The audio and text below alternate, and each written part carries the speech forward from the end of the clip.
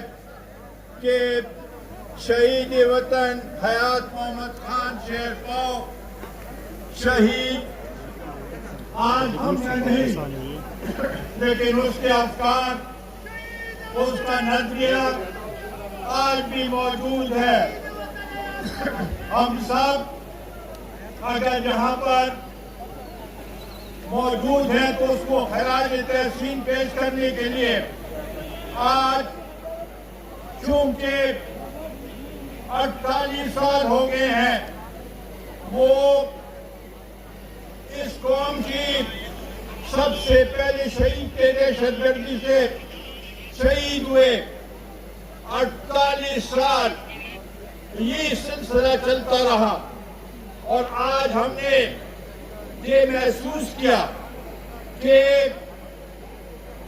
हम इसको जो हमारे इस धरती के शहीद हैं, आज की बरसी उसको उनके हाँ में मनसूख करें कि उन्होंने कुर्बानियां दी, उनके कुर्बानियों को हम सलाम पेश करें। साथ ही साथ हम अमन के लिए आवाज उठाते हैं।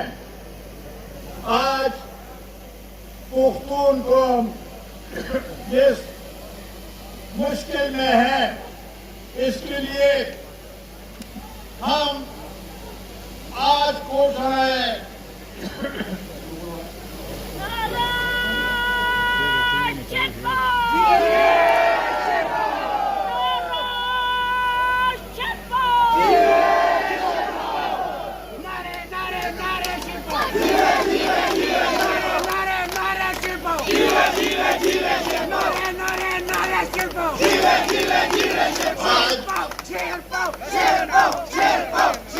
मैं अपनी पहली बात सियासत से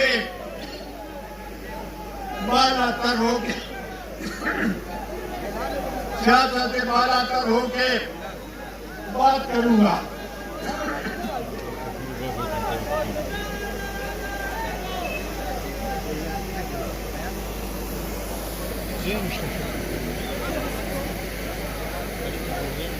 सियासत अपनी जगह,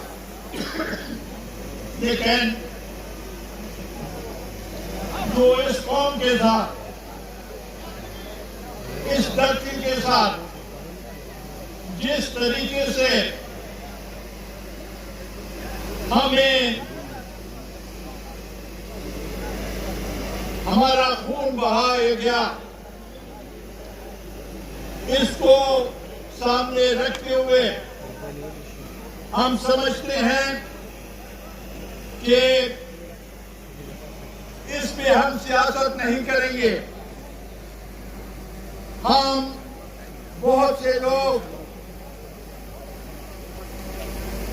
एक न एक चीज पे सियासत करते हैं, लेकिन हमारी सियासत, इलेक्शन की सियासत अपनी जगह, IMF की सियासत अपनी जगह, महंगाई की सियासत अपनी जगह, साजिशी सियासत अपनी जगह। हम सिर्फ और सिर्फ इस कौम की बात करेंगे। आज अगर इस मुल्क में सब चीजों की कीमतें बढ़ गई हैं, लेकिन एक चीज की कीमत दिन ब दिन कम होती जा रही है और वो है पुख्तून का खून। हम ये खून और नहीं बहाने देंगे। ये हमारा आपके साथ अहद है कि ये खून और हम नहीं बहने देंगे। हम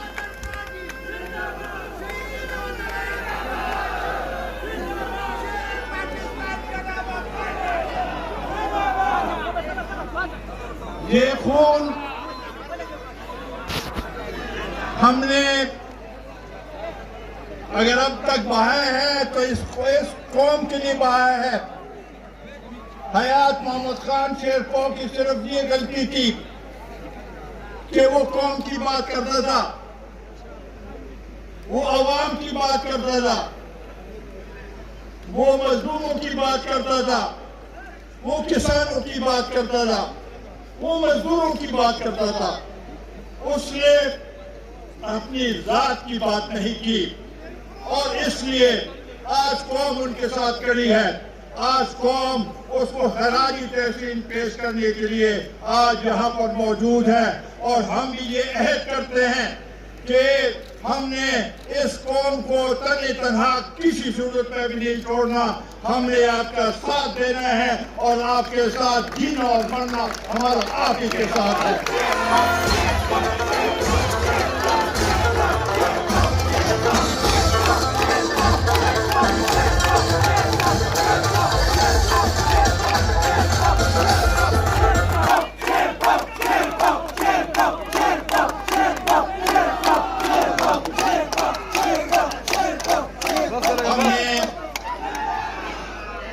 इस कौम की रहनुमाई करते हुए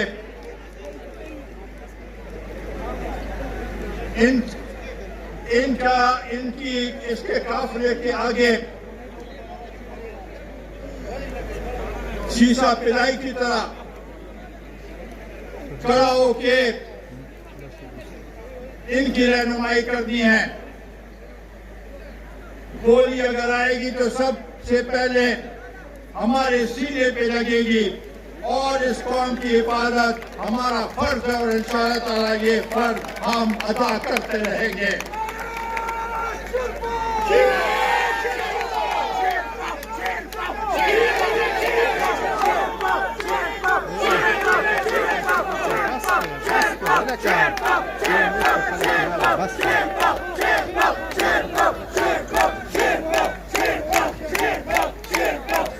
जो लोग दहशतगर्दी पे सियासत करते हैं, दहशतगर्दी का मलबा किसी और पे डालना चाहते हैं, वो हमें काबिल कबूल नहीं। वो लोग जो आपके जनाजों में, हमारे शहीदों के जनाजों में नहीं आ सकते, हमारे शोधा या हमारे दहशतगर्दी में जख्मी सिपाहियों की आदत नहीं कर सकते, वो इस कौम की रहनुमाई किसी सूरत में भी नहीं कर सकती। हम इस मुल्क के मुहाफिजों को ये कहना चाहते हैं, बस काफी हो गया। अगर आप हिफाजत नहीं कर सकते इस कौम की, अगर आप हिफाजत नहीं कर सकते इस कौम की, अगर आप हिफाजत नहीं कर सकते इन पुख्तूनों की, तो हमें साफ साफ बता दें, हम अपनी हिफाजत खुद कर सकते हैं और खुद करते रहेंगे।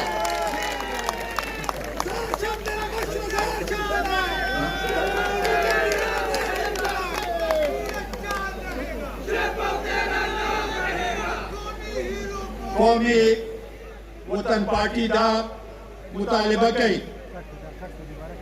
तहरीक जेल भरेंगे, इनके वो लोग जेल जाएंगे जिन्होंने करप्शन किया है, इसके लोग वो जेल जाएंगे, उससे जेल भरेंगे। ये अब मजाक की बात नहीं है। हमने अभी बहुत से केस निकलने हैं, इनके वज़रा, इनके पार्लियामेंटेरियन अभी खौफज़दा हैं कि ये क्या होगा हमारे साथ। अब तो पार्टी शुरू हुई है, इंशाअल्लाह ताला इस मुल्क को ऐसे नासूर से, ऐसे लोगों से जिन्होंने इस मुल्क को गुमराह किया, ऐसे लोगों से जिन्होंने इस मुल्क को मजाक बना रखा है, ऐसे लोगों से जो इस मुल्क के नौजवानों को इसके गुमराह किया, उन लोगों से हम इस इस मुल्क को ऐसे लोगों से छुटकारा हासिल करेंगे और इन ये नौजवान जो हैं हमारे बच्चे हैं इंशाअल्लाह ताला ये हम इनको रहनुमाई करेंगे, इनकी रहनुमाई करेंगे, इनको नौकरियां देंगे, इनकी हिफाजत करेंगे।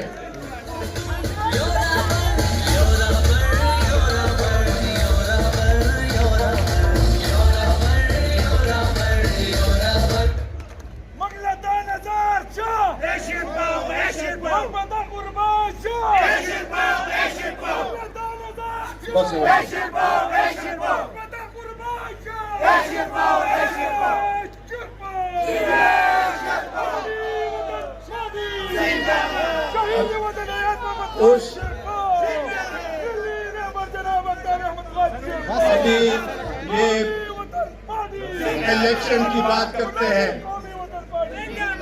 कि मुल्क में फौरी इलेक्शन होने चाहिए। इलेक्शन ही इसका हल है। इलेक्शन से ही सब मसले हल हो जाएंगे। हम इससे पूछना चाहते हैं कि आप चाहते हैं कि इलेक्शन हो और आप दोबारा वज़ीर आज़म बने? क्या आपके पास कोई प्रोग्राम है? क्या आपके पास कोई पॉलिसी है? क्या आप इस मुल्क को इस मसले से निकाल सकते हैं? क्या आप IMF के साथ जो मायदा आपने तोड़ा उनके साथ दोबारा बात कर सकते हैं? तो आप किस तरीके से इस मुल्क को आप समझते हैं कि इलेक्शन ही इसका हल है? हम सब समझते हैं इलेक्शन होने चाहिए और वक्त पे होने चाहिए। हमारे पिछले इलेक्शन में भी यही डिमांड था कि मर्दमशुमारी पहले सही मर्दमशुमारी होनी चाहिए। अब मर्दमशुमारी का वक्त आ गया है, मर्दमशुमारी होगी और हम अगर 2 सूबों में अब इलेक्शन हो, 2 में बाद में हो, तो मर्दमशुमारी जो मर्दमशुमारी है उसके बाद हल्का बंदी है 2 सूबों में हो सकेगी, 2 सूबों में नहीं हो सकेगी। ये इसका हल नहीं है। इसके लिए हम चाहते हैं ये इन्हीं का फैसला है कि आइंदा इलेक्शन से पहले मर्दमशुमारी होनी चाहिए। ये इन्हीं का फैसला है कि इलेक्शन इस्लाहात होने चाहिए। ये इन्हीं का फैसला है कि हम मिल के एक ऐसे कवायद बनाएंगे, कोड ऑफ कंडक्ट बनाएंगे कि इलेक्शन जो हैं वो साफ और शफाफ हों। इन हालात में साफ और शफाफ इलेक्शन किस तरीके से हो सकते हैं? हम समझते हैं कि हम चाहते हैं कि साफ और शफाफ इलेक्शन हो। ये सहारा कभी एक इदारे का लेता है, कभी दूसरे इदारे का लेता है। इदारों को भी इसने बदनाम कर दिया। फौज के बारे में इसके ख्यालात आप सबको मालूम है और इसी तरीके से जुडिशरी को भी, उसमें भी इसने बहुत से लोगों को बेनकाब भी किया है और अब भी लगा हुआ है कि जुडिशरी ही इस मुल्क का वाहिद वो है।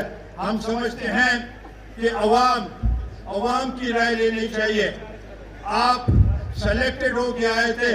हम चाहते हैं कि आइंदा इलेक्शन ऐसे तरीके से हो कि अवाम आज़ादी के साथ अपना वोट दे और जिसको भी वो मुंतखब करे वो हमें तस्लीम होगा और हम उसको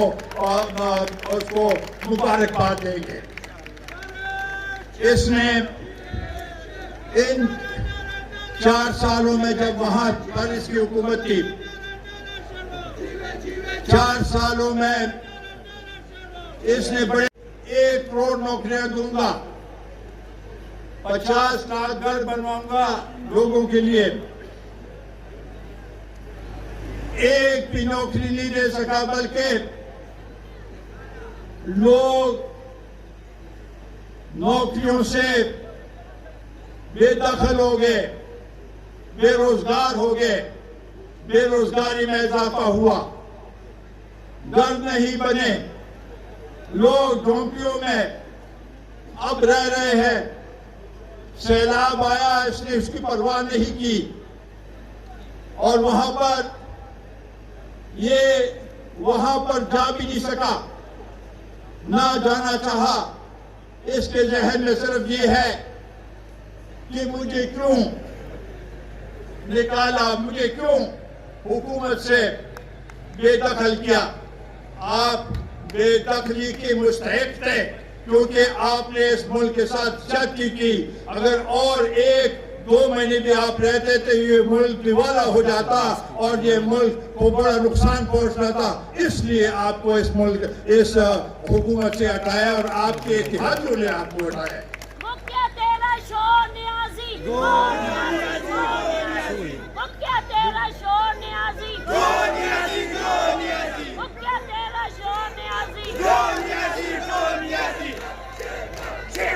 मईशत की वो सूरत हाल है वो हमारे सामने है। इसने मुआहदा IMF का मुआहदा तोड़ा और जब वापस हम उस तरफ जा रहे थे तो इसने अपने वजीर खजाना को कहा और सूबाई वजीर दो सूबों में वजीर खजाना जो थे उनको कहा कि आप IMF के साथ आप हिमायत ना करें ताकि ये मुल्क दिवाला हो। उन पे भी केस चलेगा, ऐसी कोई बगैर उसके नहीं चलेगा। उस वक्त ये कहता था कि आलू और टमाटर की कीमतों का मुझे कोई फिक्र नहीं, ना मैं पूछता हूँ। अब इसको टमाटर और आलू याद आ गए। ये इस मुल्क को ऐसे फ्रॉडियर से, ऐसे शख्स से जो मुल्क में एनर्जी चाहता है, जो चाहता है कि लोग ऐसे सूरत हाल पैदा हो कि एनर्जी इस मुल्क में हो, इस मुल्क में तशद्दुद हो, इस मुल्क में ऐसे हालात पैदा हो कि मैं वापस जाके हुकूमत पे बर्जुमान हूँ। ये कभी नहीं होगा इंशाअल्लाह ताला। हम इसको किसी सूरत में भी नहीं छोड़ेंगे।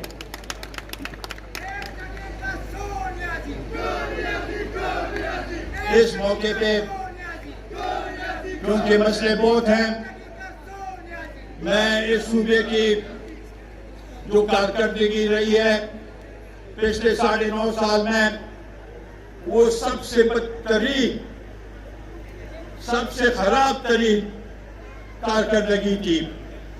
इन्होंने हमारे कर्जे बढ़ाए 97 अरब से, जो कि पाकिस्तान के बनने के बाद से लेके 2003 तक 97 अरब का कर्जा था। इसके 9 सालों में वो 971 अरब रुपए हो गया। ये पैसे कहाँ गए?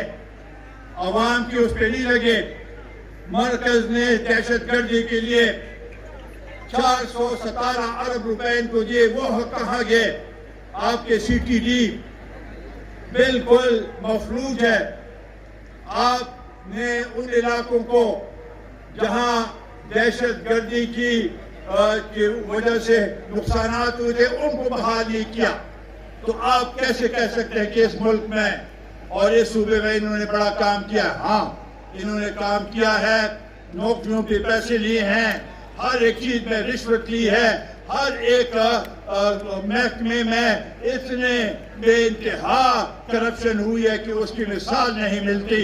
ये हुकूमत सबसे बदतरीन और इतनी करप्ट हुकूमत थी कि पाकिस्तान की तारीख में इतनी करप्ट हुकूमत नहीं थी।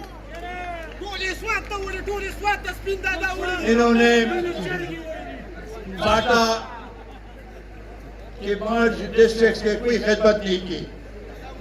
इसलिए मैं इस मौके पे अपील करता हूं कि फाटा के मर्ज के इलाके जो है उनके साथ जो वादे किए थे वो फिल फौर पूरे किए जाए और उनको कौमी दायरे में लाया जाए। उन इलाकों में कुदरती वसाइल है, उन इलाके को आबाद करने से लोगों को, नौजवानों को रोजगार मिलेगी।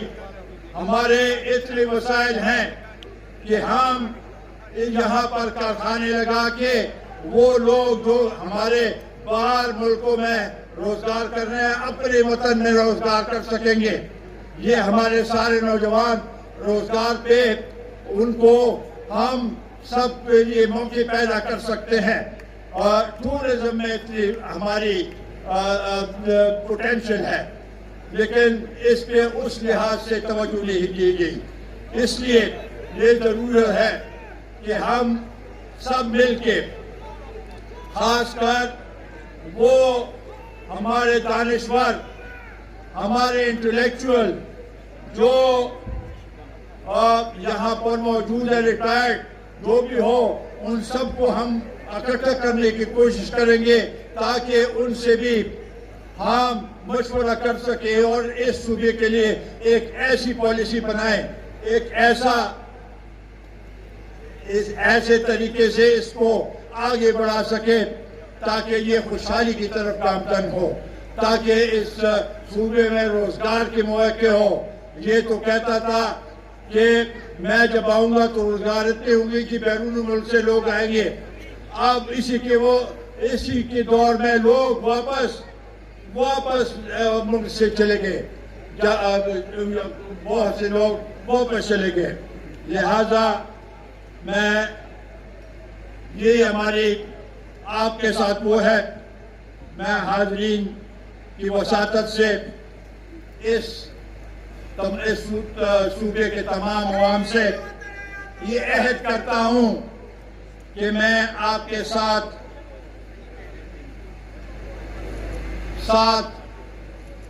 रहूँगा। आपके महरूमियों का केस मैं भरपूर अंदाज में उसको उठाने की कोशिश करूँगा, उसको उजागर करूँगा और इंशाअल्लाह ताला आप हमारे साथ हों, आपकी हिमायत हमारे साथ हो, आपका ये जज्बा हमारे साथ हो, आपका ये जोश और बुलबुला हमारे साथ हो, तो इंशाअल्लाह ताला हम इस सूबे को एक ऐसा सूबा बना के छोड़ेंगे कि हमारे आने वाले नस्लें हमें उसे याद करेंगे। हमारे शहीद हयात मोहम्मद खान शीरपाव शहीद का वो तस्वर, वो ख्यालात, वो जहन, वो अफकार इंशाअल्लाह ताला उसको पाए तकमील तक पहुंचाने के लिए हम दिन रात कोशिश करेंगे और इसमें हम अपना खून पसीना बहाने के लिए तैयार हैं। हमारे जो जितने भी बड़े हैं इंशाअल्लाह ताला सब आपके साथ खड़े होंगे और इंशाअल्लाह ताला इस सूबे को हमने एक मिसाली सूबा बनाना है और इसके बच्चे हमारे बच्चे हैं, इसके नौजवान हमारे नौजवान हैं। इनकी फलाह व बहबूद के लिए हम हर किस्म की कोशिश करेंगे और इंशाअल्लाह ताला इसको आबाद होदान